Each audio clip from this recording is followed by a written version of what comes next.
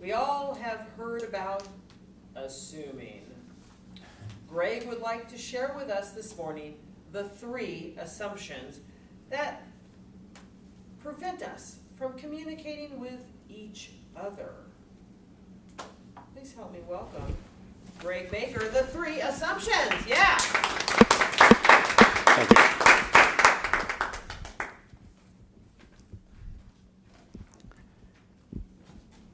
We all make 3 colossal assumptions when interacting with each other.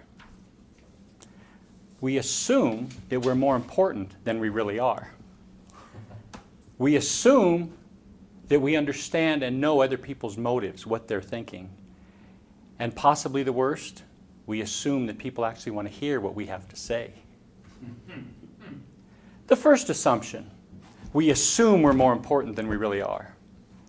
I was raised in the restaurant business, and when I was 19, my father made a colossal error in judgment. He bought a second restaurant, and he put this stupid kid in charge of that restaurant.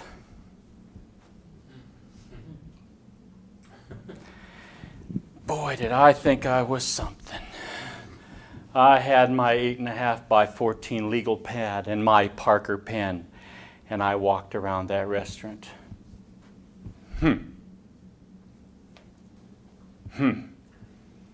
I sat in a corner booth and watched all my employees and what they did. I made little notes. And after 2 weeks, I had my first employee meeting, and I let them have it with both barrels. I came out with guns blazing. I told them everything they'd done wrong in the last 2 weeks. I gave it to them, boy. And then I went and sat down in my office. And I thought that was possibly the dumbest thing I've ever done in my life. So I whipped out a big black marker, and on a piece of paper I wrote, "Next week, your turn." And I went out on the employee bulletin board and I put up on there and I stabbed it with a steak knife, and that's where it stayed for 1 week. And the next week, they let me have it with both barrels. They told me everything I was doing wrong. And we reached a balance. And for the next 15 months, I have never worked with such a bunch of devoted people in my life because I admitted that I screwed up. I started with the premise that I assumed I was more important than I was. That changed quickly. The second assumption, that we know people's motives, what they're thinking.